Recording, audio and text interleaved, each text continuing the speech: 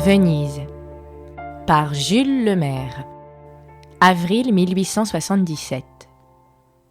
Vers 3 heures, nous touchons à Padoue, ancienne rivale de Venise, que ses dômes nombreux et ses coupoles blanches font ressembler à une cité orientale. Le soleil, du reste, se met assez de la partie pour compléter l'illusion. Au-delà de Padoue, nous ne voyons plus qu'une plaine immense, uniforme, monotone, que troublent seuls des campaniles blancs, droits comme des cheminées d'usine, tous du même modèle, carrés, terminés par une pyramide aiguë et qui indiquent probablement des villages invisibles enfouis dans la verdure. On se croirait, sans cela, dans un pays inhabité. Bien des kilomètres se passent ainsi. Rien à l'horizon, toujours la plaine à perte de vue. Un air vif et plus frais annonce cependant le voisinage de la mer. Alors, nous sommes assaillis par cette vague émotion que l'on ressent à l'approche de l'inconnu, au moment de toucher à un but où vous attire autre chose qu'une vaine curiosité. Me fais-je bien comprendre ? Turin, Milan, Vérone et tant d'autres cités que nous avons vues sont des villes comme toutes les villes, c'est-à-dire composées de maisons formant des rues et des places et assises soit dans une vallée, soit sur une hauteur.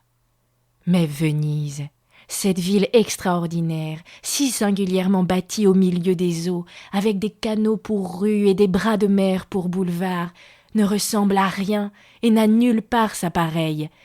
Toutes les descriptions que l'on peut en lire ne servent qu'à aiguiser plus encore la curiosité, sans rien soulever du voile mystérieux qui semble la recouvrir.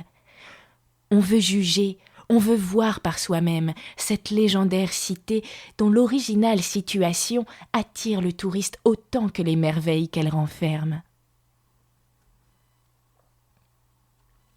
Aussi, conçoit-on facilement ce que l'on doit éprouver quand, après avoir digéré plus de 400 lieues de chemin de fer, on peut se dire « Dans un quart d'heure, nous serons à Venise ».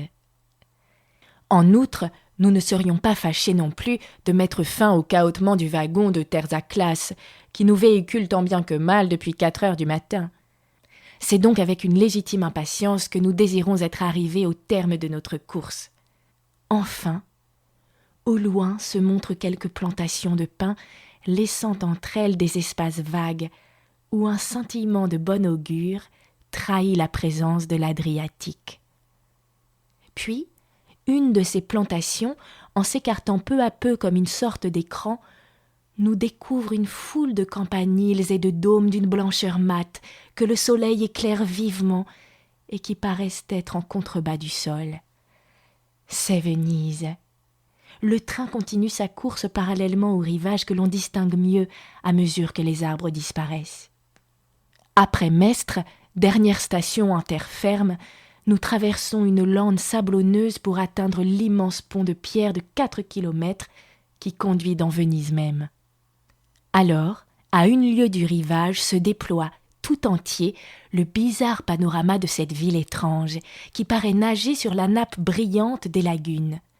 Ça et là, quelques îlots disséminés à fleur d'eau, sans verdure, couverts de maisons et de monuments, servent de faubourg à cette singulière cité qui découpe la silhouette de ses édifices sur les vapeurs bleuâtres de l'Adriatique et produit l'impression d'un mirage.